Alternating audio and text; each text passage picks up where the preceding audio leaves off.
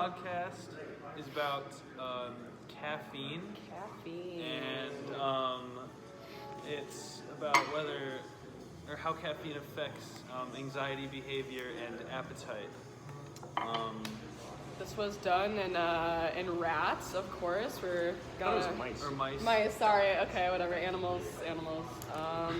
Yeah. So this was done because a lot of people drink coffee. I think the article said here that 85% of Americans will have caffeine every day, which is a pretty large amount of it too. It's at about 165 milligrams of caffeine for 85% of Americans. That's a lot.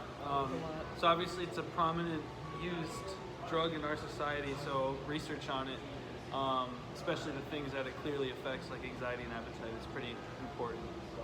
Yeah. Particularly I wanted to investigate the relationship between caffeine and appetite because according to it, 34.9% of Americans over 20 are considered obese, and because 85% of people consume at least one caffeinated drink every day, it's worth looking into. Yeah, they also did this research because there's a lot of controversial evidence out there. A lot of studies are showing conflicting things about caffeine and appetite and caffeine and anxiety. This didn't help. Yeah, yeah. Long story short, this didn't clarify a whole lot in our opinion, but we can. Wait, I gotta pull up my favorite quote. Your favorite quote. Here it is. The bright, exposed center of the field is classically considered to be a less anxious environment than the corner of the arena. Just wrong, but that's just objectively wrong. You know. Anyways, we'll get there. Later, I guess. Methods. Materials, methods, yeah. There were two different groups. So there was the acute caffeine drinking mice group. So so for the acute caffeine mice, they had 8.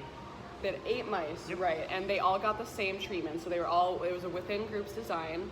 And so these 8 mice, every day they would get an injection. The first 3 days they all got saline. Every single mouse got saline injections. That was just to get them used to being stabbed. Just to get them used to being injected, right? And being handled. Being handled by itself wouldn't show any results relating to anxiety because they needed it to be purely from the caffeine study. So. Yep.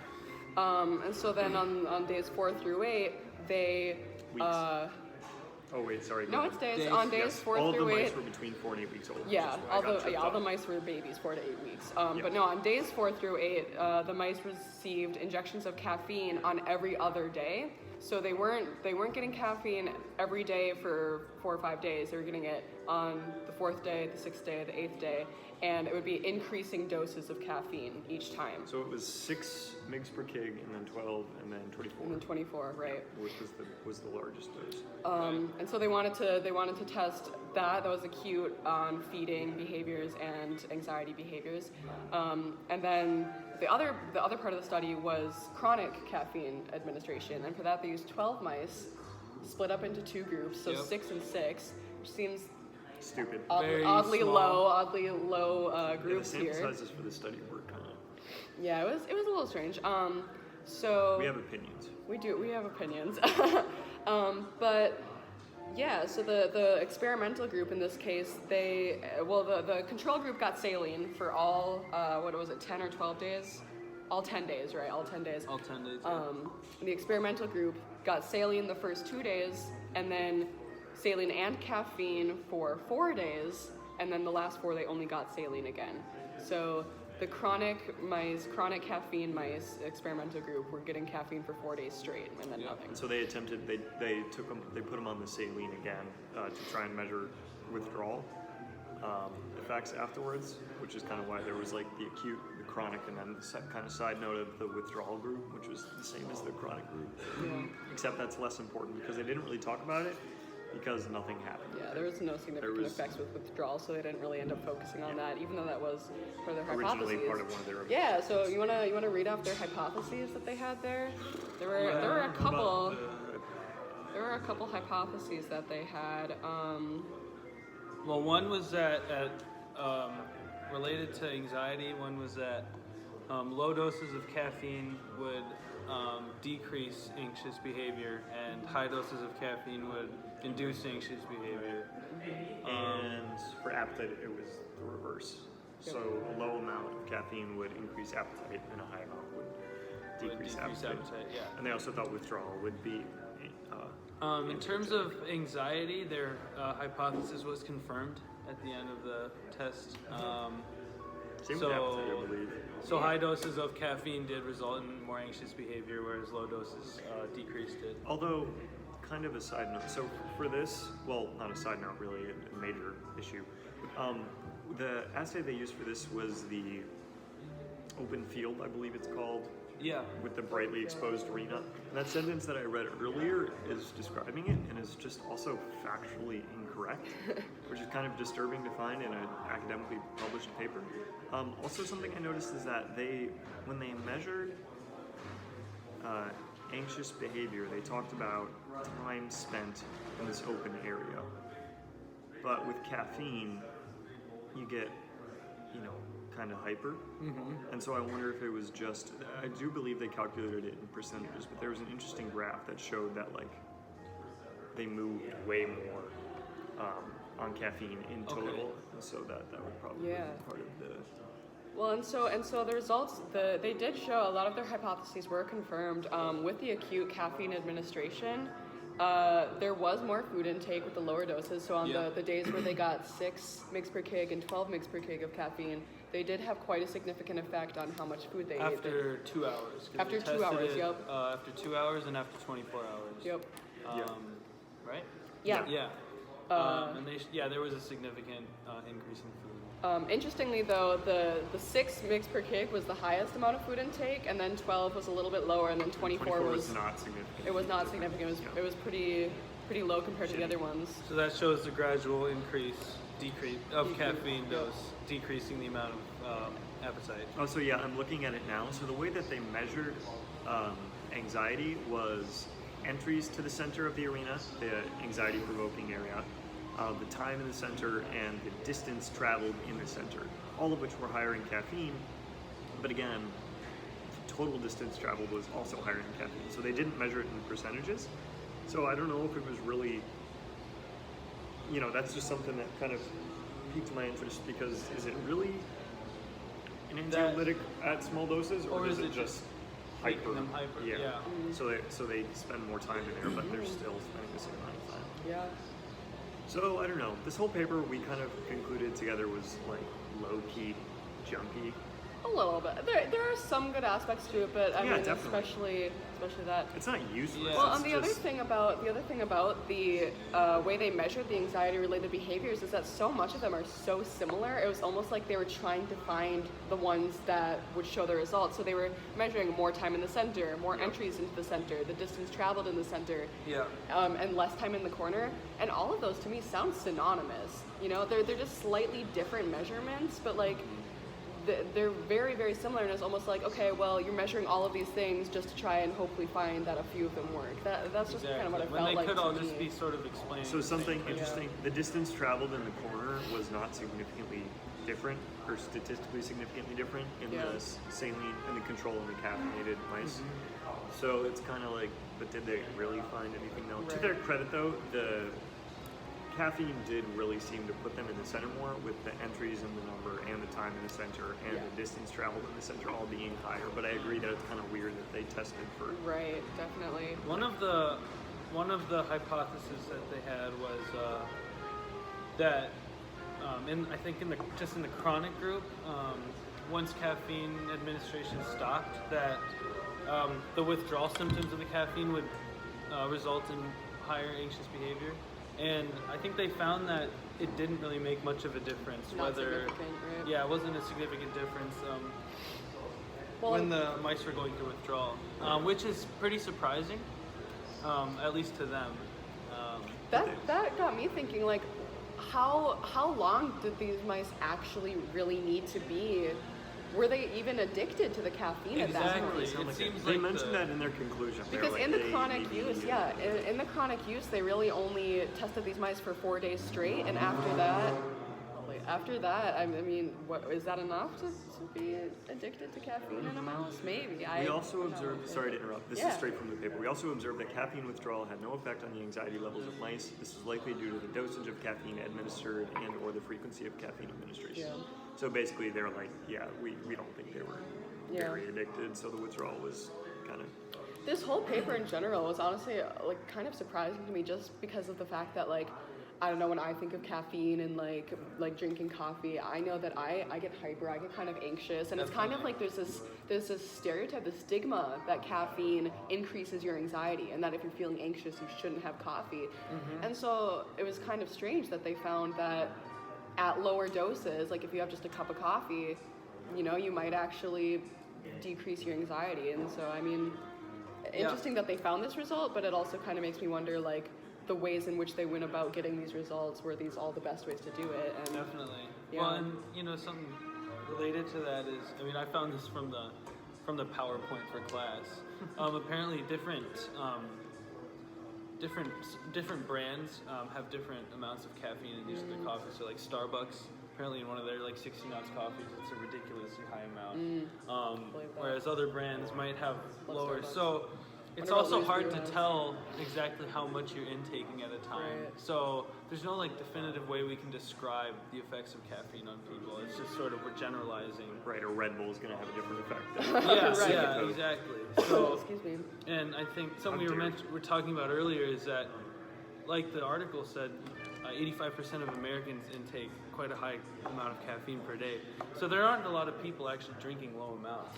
Right. So maybe the anxiolytic effects of it aren't like very noticeable to people because not many people are actually. No one ever actually drinks that small of an Yeah. amount of caffeine, right? Yeah. So I just kind of, out of curiosity, I looked it up. So this, according to Google and the internet's always right, the average cup of coffee has very roughly 95 milligrams. Okay. And the average person weighs 62 kilograms. Yeah, no, I can't do Yeah, that. do not that fast. I think I get what you're getting at though. Yeah. So let's see, what's 62 divided We by... can try to compare that to the. Yeah, just 95 divided by 62, right? Is that right? I don't Seems know. right. Sure. Yeah, because it would be per 1 kilogram so divided by... Anyways, that gives you 1.53 whatever Milligrams. mgs per kg. Yeah. Which is like Which is nothing compared yeah, which to what is they way were doing. less than they were doing studied with the mice. 24. Yeah. That's an average cup of coffee, again, according to the So internet, which is 95 not- milligrams of caffeine. I mean, I'm pretty sure that would probably make the average person pretty jittery. Yeah. And what we I didn't- don't think that's considered a necessarily low dose. No. No, I think that's just like But regular also, cup of mice coffee. mice metabolize things a lot faster. Yeah, and I was A going lot to say more. that's something that we didn't talk about, but It's it's how well true. this translates from Yeah. from Well, mice to animals. Yes, but or also from humans. person to person, because like all the factors that we talked about with basically all the other drugs are going to have an effect on caffeine metabolism and its effects on the body. So, you know, a shot of espresso is going to really help a 3-year-old, whereas you know, some 400-pound dude is probably not going to feel the effects the same exact Yeah, way. definitely. So, yeah. So I it, think like, I just think the study group should be bigger. yeah, the sample Definitely. size was unnecessarily tiny. Well, I thought. and it's interesting, yeah, because I mean, we talked about in class when you're doing animal studies. Well, I mean, our professor has 8 to 10 mice in each group, and you have a bunch of those groups. And here we had in the first study in the acute, they had eight mice, Which is- and it was which within study Control, within which isn't group, it? yeah. So they only had 20 mice to work with, and we're trying to stretch it. Yeah, I don't know. It just it was seemed weird. The strange. sample sizes were too small. The results were kind of. So, and that's interesting because in the introduction, the researchers are trying to get across why this was important and why it's worthwhile to be studying this. So it seems like they might have put a little more time. I don't want to say effort, but just Well, I mean, they had a whole typo. I mean, they completely. Yeah, It They wasn't had even a some- typo. It was just. It was like, just a factually incorrect statement that. we should probably tell them what that was again. So Yeah. in the paper it says pertaining to the open field maze to test anxiety, in mice, they said. The Open field maze. Open field assay. Oh, assay. The maze is The just open an open field. field. Open field maze. The It's a easiest direct maze of all contradiction. time. Can you find the center? Yeah. Ah. They said that the brightly lit center was the less anxious area. Yeah, you're and on. that's, I mean, that already sounds. And I mean, if that can get past editing, you know, it just made us think. The direct quote is, "The bright, exposed center of the field is classically considered to be a less anxious environment than the corner of the arena." It's like not from Which what again, I learned at It's least. just wrong. Just wrong. And then Yeah. their next sentence directly contradicts Yep, that. as so, such, anxious mice generally enter the center less frequently and spend less time in this region. Yeah. So I don't know what the hell that means. Yeah, Also, we should probably just go over what the actual experiment was, because I don't think we talked about the groups and stuff, but we didn't talk about like. That they were like eating, like how much food they were Yeah, getting. or that- well, how much, how they measured. Well, yeah, how they Okay. measured stuff basically. Sure. So for the acute ones, right after they dosed them, they would Dosed them. measure them. I think it was 30 minutes, an hour, 2 hours, and 5 hours. They would measure Yeah. their food intake. So they would just take it. So those first 3 days when it was just the saline.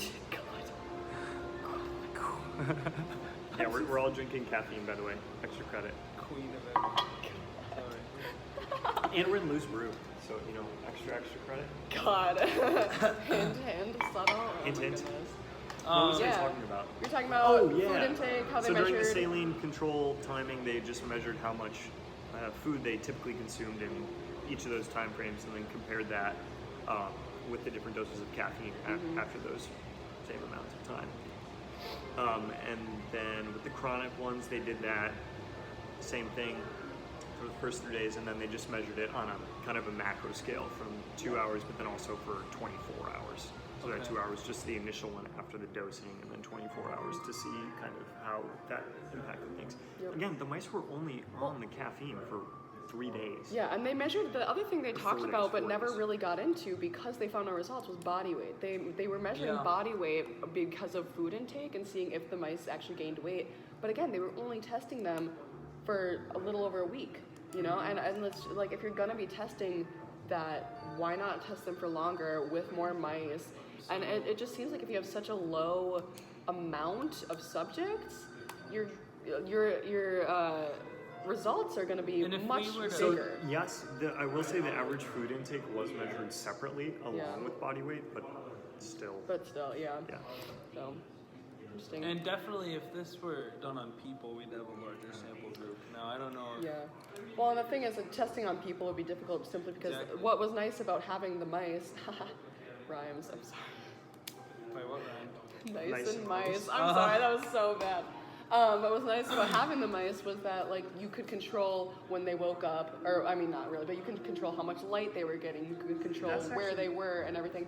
In real life, I mean you have stress factors playing in like all of these different factors. Yeah, that that's Yeah. go that's into something it. that they talked about actually significantly. So the times that the injections were administered were very specific, and they had the day-night cycle of the mice very specific too. They would wake up. I mean, it was 12 hours of light, 12 hours of dark, and I think it was 12 6:30, hours I of light, think.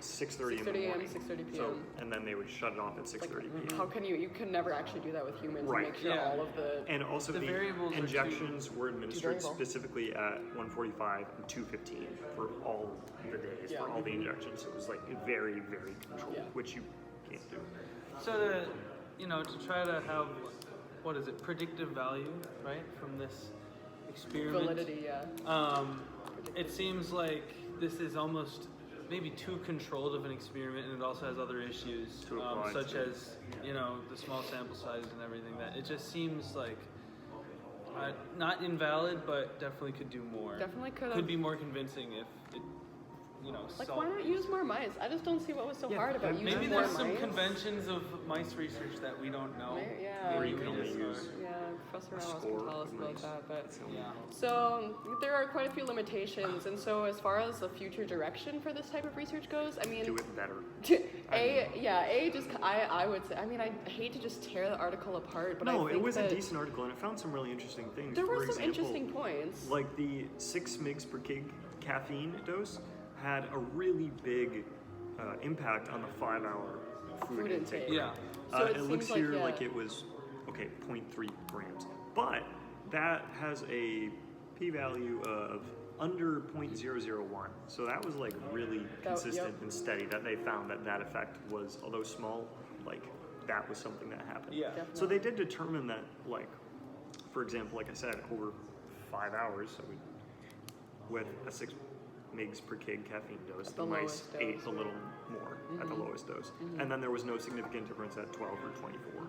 So like they found stuff, it's just it wasn't really interesting and it was kind of poorly run, and the way it was written Yeah. was raised some eyebrows. Wrong sometimes. Yeah, it was just Yeah, but so I mean, they kind of just added to the body of controversial, conflicting evidence Yeah, that's out there. exactly. So I mean, Amongst all the things that it listed as, conflicting evidence, it Right. was a part of it. 'cause, yeah, um, But nonetheless, it did show some information, especially like you just mentioned, some of the things were consistent.